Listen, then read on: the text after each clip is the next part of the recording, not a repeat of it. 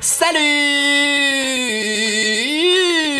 Aujourd'hui, je vais vous parler des fautes de français, que ça fait mal aux oreilles tellement qu'elles sont grosses. Mais avant toute chose, j'aimerais quand même vous présenter un petit peu la team de professionnels qui va vous accompagner tout au long de la vidéo. Bon alors déjà, il y a moi. Alors je sais, c'est pas poli de commenter par soi, mais c'est moi qui écris la vidéo, mon petit pote. Donc je fais ce que je veux et je t'emmerde, ok? Et donc moi, c'est Nostromo. Je suis celui qui parle de The Rock tout le temps. Voilà. Et puis il y a Camille. Alors Camille, elle est là pour tout mettre en image. Et en vrai, c'est elle qui travaille le plus sur une vidéo, parce que moi, je fais le mariole. Et elle travaille beaucoup et donc elle râle beaucoup. Donc on l'appelle Camille Chonchon. C'est mignon, Chonchon, non?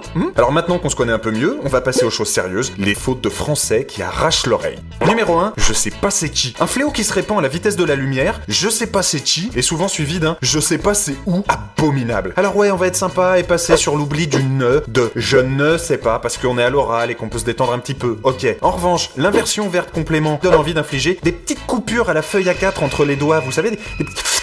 comme ça, là, tiens. Numéro 2, malgré que. Comment savoir si vous venez de trouver l'âme sœur? Eh ben c'est très simple. Si la personne dit malgré que, vous la laissez tomber comme une merde. Malheureusement, cette faute étant de plus en plus répandue, il est de plus en plus difficile de justifier une agression à grands coups de latte dans la gueule par un simple non mais c'est de sa faute, monsieur l'agent, je lui avais pourtant bien dit qu'on peut pas utiliser de pronom relatif après malgré. Sinon ça fausse la concordance des temps. Numéro 3, il y en a qui croivent. Voilà l'une des plus horripilantes fautes de conjugaison de la langue française, surtout si vous avez plus de 8 ans. Il y en a qui croivent, ce sont des milliers de bécherelles qu'on brûle doucement. Il y en a qui croivent, c'est cette petite écharpe qui se glisse sous ton ongle. Moi, président... Non, pardon. D'ailleurs, vous savez qui dit souvent il y en a qui croivent? Hitler. Si, je te jure.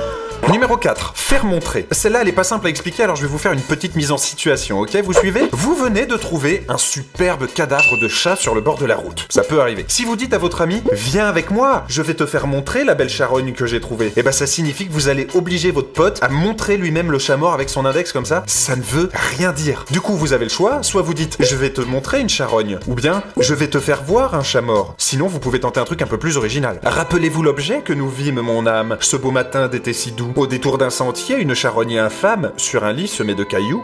Numéro 5, moi personnellement. D'un point de vue formel, cette tournure n'est pas incorrecte, mais c'est un pléonasme. Et si vous utilisez le pronom moi, eh ben vous avez pas besoin d'en rajouter avec l'adverbe personnellement. À moins que vous ayez un ego gros comme un pec de The Rock. Et ouais mon pote, tu disais que j'allais oublier d'en parler, mais tu m'as pris pour qui? Tu m'as pris pour un bleu? Numéro 6, c'est compréhensif. Non, je veux bien être compréhensif, avec tes petits problèmes, mais ce que tu dis n'est pas compréhensible. Tu l'as saisi la différence? Voilà, donc moi j'ai dit ce que j'avais à dire, du coup je laisse 5 secondes de carte blanche à Camille. Régale-toi ma biche.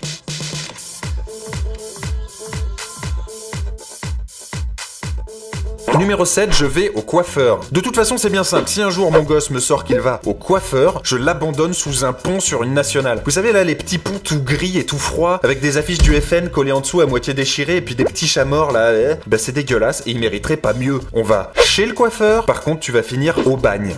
Numéro 8, si j'aurais su. Il y a 2 astuces pour arrêter de faire cette odieuse erreur. Déjà, essayez de retenir qu'avec la conjonction de condition si, le mode du verbe est l'indicatif, comme dans si j'avais su mes conjugaisons, je n'aurais pas donné l'impression de déféquer sur les cadavres encore fumants du subjonctif et du conditionnel passé. Bon ça, c'est la première méthode. Mais il y a plus simple. Dites-vous qu'en conjugaison, comme en musique, le si n'aime pas le ré. Camille, donne-moi un si, s'il te plaît.